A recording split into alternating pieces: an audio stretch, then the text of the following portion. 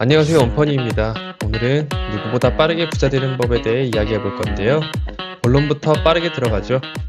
부자 되는 건 좋은데 늙은 나이에 부자 되긴 싫고 젊을 때 부자 돼서 화끈하게 살아보고 싶다. 그죠? 물론 저도 그런 마음이 큽니다. 그래서 매번 빠른 돈을 벌 수 있는 방법들을 찾게 되고 대박의 길을 쫓아다니게 되죠. 하이 리스크, 하이 리턴. 좋은 말입니다. 리스크가 클수록 리턴도 크다. 되면 대박이고 안 되면 쪽박이야 하는 마인드로 여러 투자 방법들을 쫓아다닙니다. 누구는 코인으로 몇십억 벌었다. 누구는 TQQQ로 몇 억 벌었다. 주변에 수많은 유혹들이 넘쳐납니다. 물론 그들의 실체는 보이지 않지만 말이죠. 그렇다면 정말 가장 빠르게 부자 되는 방법은 어떤 게 있을까요? Oh, Jesus. 첫째, 전재산 몰빵하기입니다. 저점인 알트코인이나 소위 말하는 잡주 하나를 잡고 투자할 수 있는 모든 자산을 때려박는 겁니다. 그러다 누가 알아요? 500% 슈팅이 나와줄지? 실제로 그런 경우들도 있지 않습니까? Oh, Jesus. 둘째, 복권 사기입니다. 복권은 한 방에 큰 돈을 안겨줄 수 있는 최고의 수단이죠. 매주 연금 복권 로또는 기본으로 사줘야죠. 저도 실제로 동행복권에서 연금 복권 로또를 매주 사고 있습니다.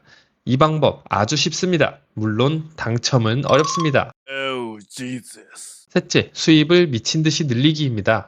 아무리 지출을 줄여봤자 버는 돈이 푼돈이면 그저 푼돈일 뿐입니다. 버는 돈을 늘려야 전체적인 자산을 늘릴 수 있습니다. 내가 지금 하는 일에서 어떻게 하면 추가 수입을 늘릴 수 있을지를 고민해 보세요.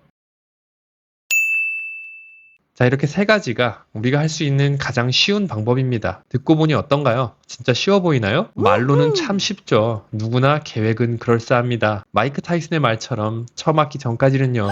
하이리스크 하이리턴은 반대로 하이 쪽박이라는 말도 됩니다. 그냥 내 돈 0에 수렴하게 만드는 지름길이 될 수도 있죠. 저는 국장 단타를 통해 뼈저리게 겪어봤습니다. 꿈은 원대합니다만 이룰 수 있는 분들은 많지 않죠.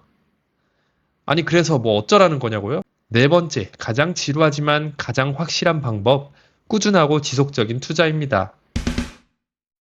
어떤 자산이든 오랜 시간 검증된 자산은 어쩔 수 없이 우상향하게 되어 있습니다. 특히 미국 주식, S&P 500이나 나스닥 투자 같은 경우가 대표적이죠. 금이나 비트코인도 괜찮습니다. 이젠 비트코인이 안전자산이라니 Wow. 참 대단한 세상이 왔습니다. 아무튼 내 월급의 일정 비율을 꾸준하게 내가 정한 안전자산에 매월 적립식 투자를 하거나 모은 돈을 나만의 원칙에 맞춰 매수하게 되면 언젠가 이 자산들은 결국 상승하여 나의 자산을 불려줄 겁니다. 역사가 그래왔고 앞으로도 그럴 확률이 큽니다. 적어도 잡주가 500% 떡상할 것이라 보고 타이밍을 잡을 확률보다는요. 아니, 그래서 언제 부자 되겠냐고요? 저 방법 말고는 안정적으로 불릴 수 있는 방법이 없는 것 같아요. 아니면은 뭐 첫째, 둘째, 셋째 방법을 활용하시면 됩니다. 그게 잘 되는 분들은 그렇게 해도 전혀 상관이 없죠. 하지만 어느 정도 재능과 타이밍이 따라줘야 하고 무너져 버릴 만큼 쪽박 찰 거 아니면 꾸준한 장기 투자로 안정적으로 자산을 불려나가는 게 절대적으로 유리합니다. 제가 최근에 특히 더 많이 느끼는 것 같아요. 40대, 50대쯤 부자 되면 충분하지 않을까요?